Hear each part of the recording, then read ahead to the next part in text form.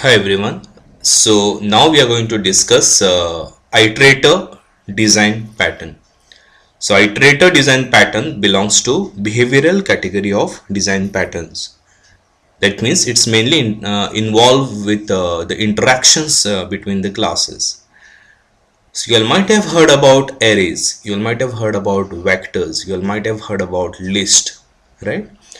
So this list or a vector is something called a container classes. Okay, the reason it is called container classes because it saves set of values. If I just declare integer a can contain only one particular value at a time. But in case of a container class, you can save many values in that particular object. Like in a list, I can have set of values. In a vector, I can have a set of many values at a time. That's the difference between a list and a primitive data types. So primitive data types like integer, float can contain only one value at a time. But a collection data structures can contain many values at a time. It contains a set of values. Okay. So when I have a container type data structure, that is, for example, if I have a list, which is a list of values, just having a list of values won't be of any use. How we will use the values which are contained in the list? In order to use the values contained in a list, you need to iterate through the values of that list. And to iterate through the values of that list, you need something called iterator. Now what is a iterator? Iterator is a guy who iterates through the element of the list. I repeat, iterator is a guy who iterates through elements of the list. So suppose the list contains 10 elements, then iterator helps me in accessing each one of these elements in the list. I repeat, suppose a list have 10 elements in it, the iterator is a guy who helps me in accessing each of these elements from the list.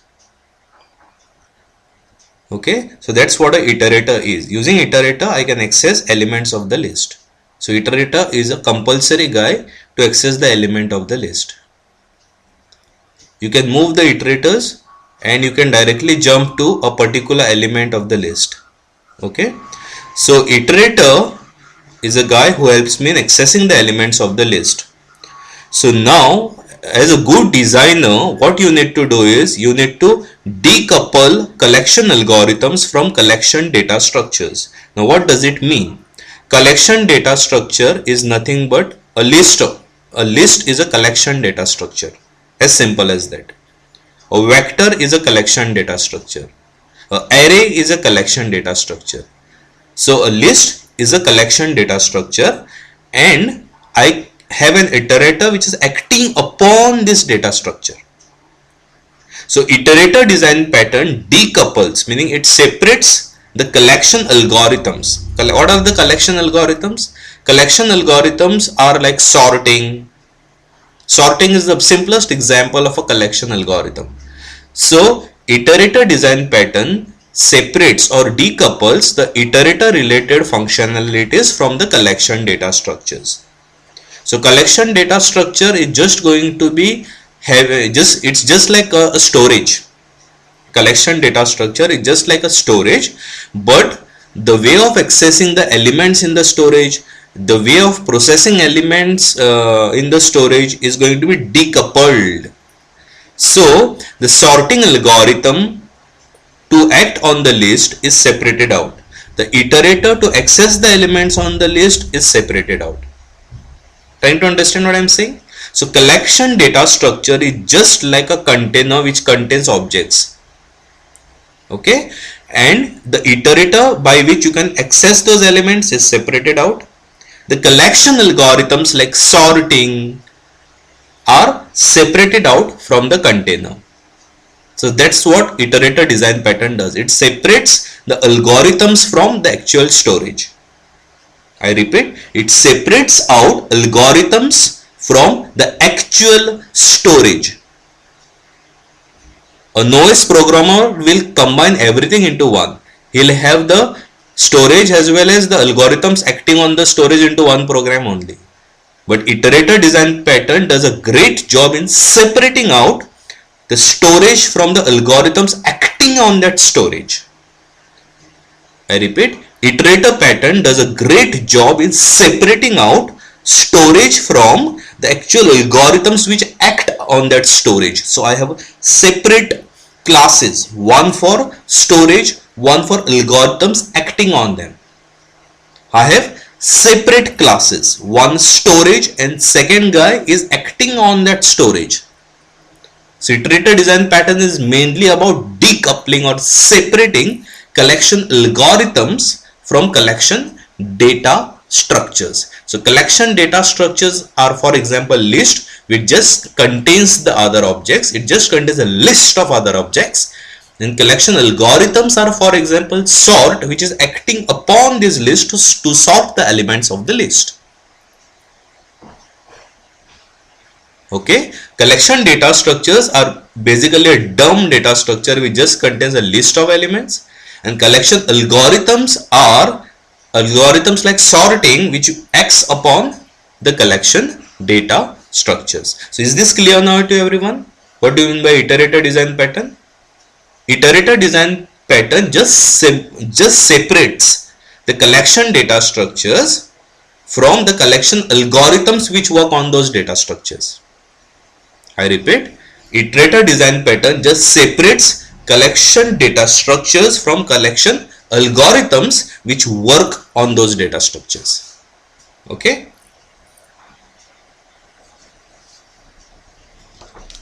So in iterator, we take the traversal of a collection functionality out of the collection, and this simplifies the collection, and it also allows many traversals to act simultaneously. That means if you just have one class which is just a basic dump collection data structure, and suppose you move out iterator functionality outside that class, then you can implement different iterators. You can implement different types of iterators, and many of them can be active simultaneously. This also helps in decoupling collection algorithms from collection data structures. Okay, it also helps from decoupling collection algorithms from collection data structures. So if user wants to add additional functionality, and if the iterator is already provided to it, it can be added very easily with open for extension and close for modification, important principle that we had learned. Okay, so this is the diagram that I have explained mentioned over here, which I am explaining right now. This is a UML diagram for iterator design pattern. It's very simple. This is an aggregate class. Aggregate class is nothing but a collection data structure. It's an abstract class. So let's take one example of a list data structure and correlate that with this particular UML diagram. Everyone knows what is a list, right? List is nothing but list of objects. Simple. So aggregate class is an abstract list class. It is a function called create iterator. That means this aggregate class will just act as a dumb list of objects class, and it won't have iterator in it. That's why there is a function called create iterator inside this. It will ask to create a iterator. Iterator is not embedded here. Okay. And there is a concrete aggregate. What do you mean by concrete aggregate? From previous design patterns we have been learning what a concrete is, right? Concrete is nothing but the actual implementation. Concrete is the actual implementation. So aggregate is the abstract list class, and concrete aggregate is the actual list class. I repeat, aggregate is an abstract list class, and concrete aggregate is the actual list class. And that's why, since this is inheriting from this, it has a create iterator. And create iterator, let's say what is it doing? It returns new concrete iterator and passes this to it. This is nothing but the object of a list. So to the iterator guy, I am passing the list because this list is a dumb list of collection of objects. It doesn't have any iterator related functionality in it.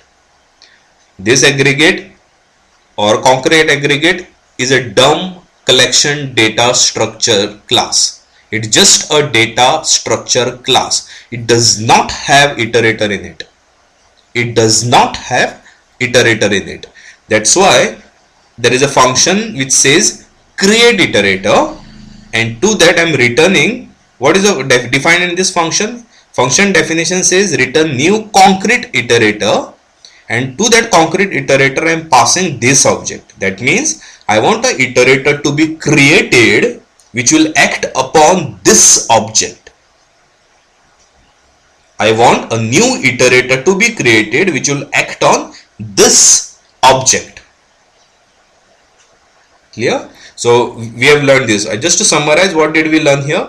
I have an aggregate class which is abstract. So just to correlate it with the real life example, this is an abstract list class.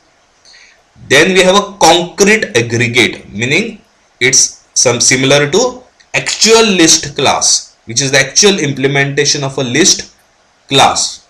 So this is just forming collection data structure class, basic collection data structure class. It does not have the iterator in it. But in order to use this collection data structure class, we need to have a iterator to traverse that list, right? And for that reason, there is a function called create iterator. Create iterator will return a new concrete iterator, and to that I am passing this object, meaning I want a new iterator to be created acting on this object. I want new iterator to be created acting on this object. Clear? Now we'll see the iterator part of it. In the iterator, there is a base class called iterator, and there are different functionalities that an iterator can do. What are the different functionalities that it can perform? First, meaning it will return the first element on the list.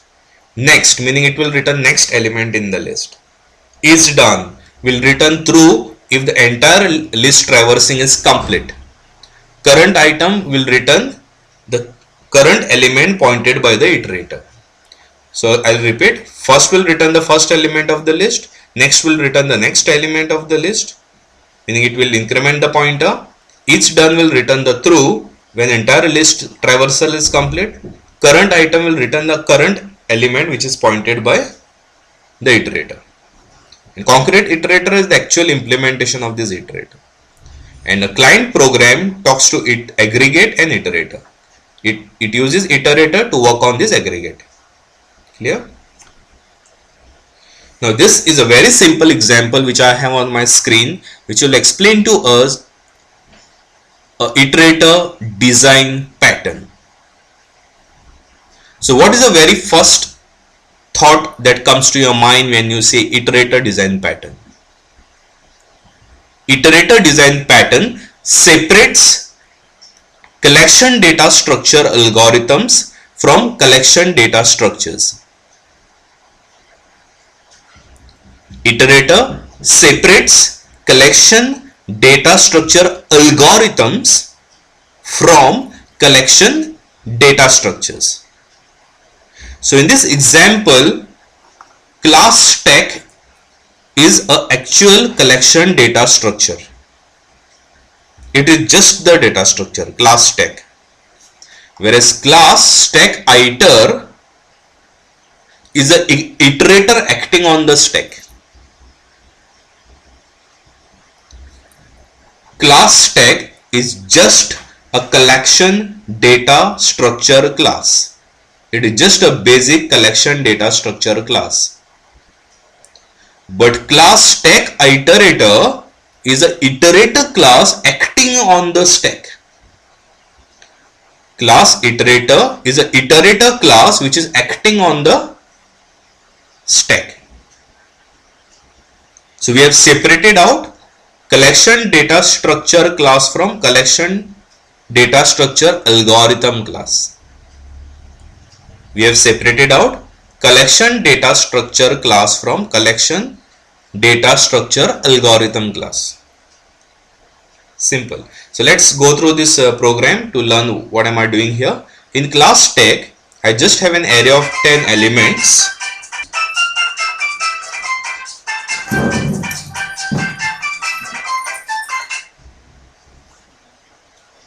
Hello? Oh, Lita? Yeah, hi, Megha. Yeah, hi. Yeah, I'm fine. How are you?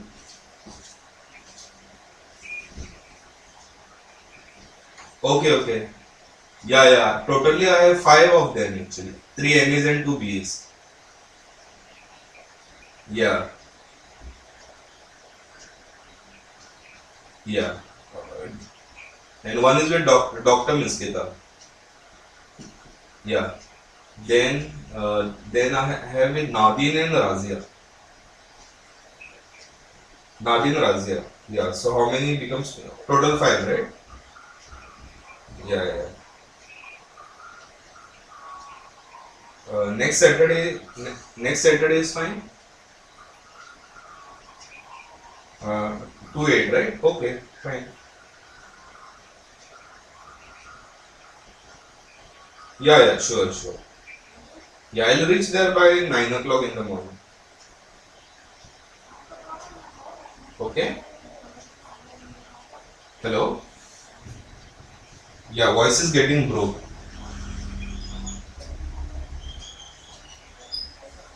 Ah, hello. Yeah, yeah. Tell me. Yeah, now I can hear you. Yeah.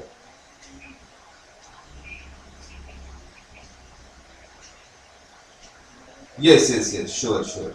Yeah, I'll be there. Yeah, yeah. Thank you. Yeah, bye.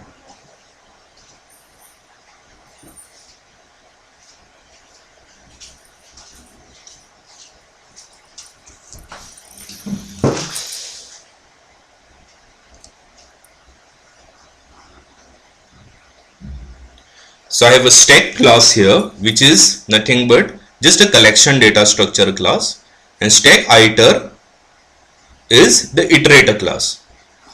So stack, let's see what exactly am I doing here. There is just an array of 10 elements in a stack, and there is a friend class called stack iterator. I declare stack iterator as a friend class because I want stack iterator class to accept the private data members of this class.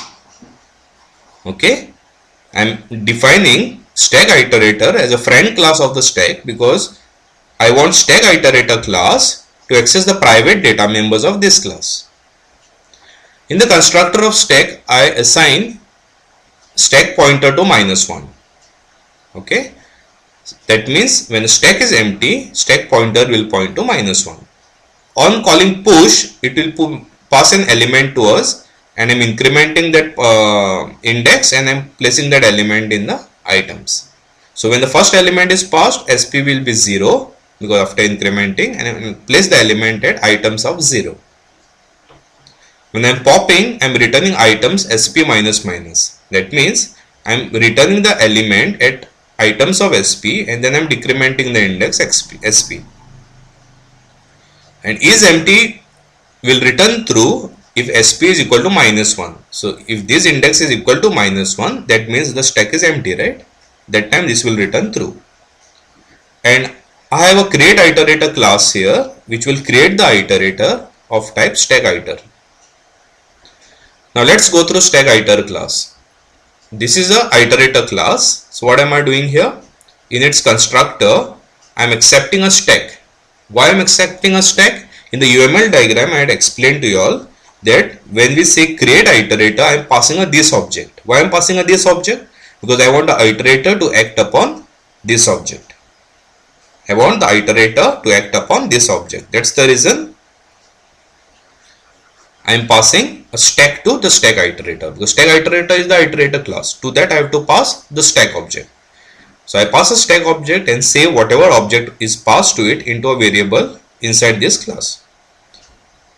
The first function will set index to 0 because I expect the first element of the list to be returned when someone calls first.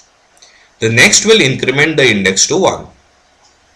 Each done will return a true when the stack traversal is complete.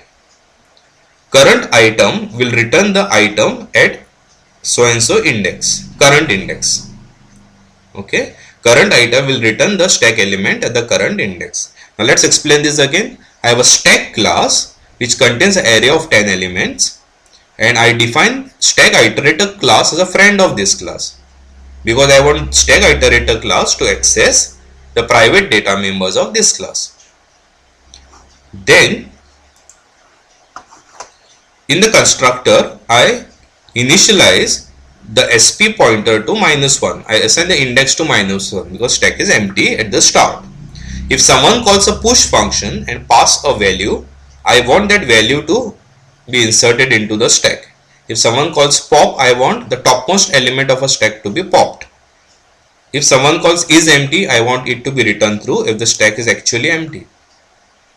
Then I have a create iterator function which creates the iterator. Now let's go through the iterator class. In the constructor of iterator class, I pass a stack from outside. So as soon as I pass that, I assign it to the variable. What a first function does? First function sets the index to 0. Because if someone calls first, I want the iterator to point to the first element of the stack. If someone calls next, I am incrementing the next index.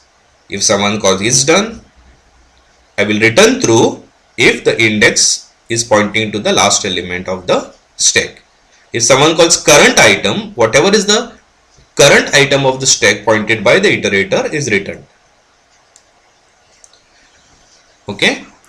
So create iterator class, create iterator function is the function that goes into a stack class, right? Because it creates a new stack iterator and passes this to it. So I had explained that over here, right?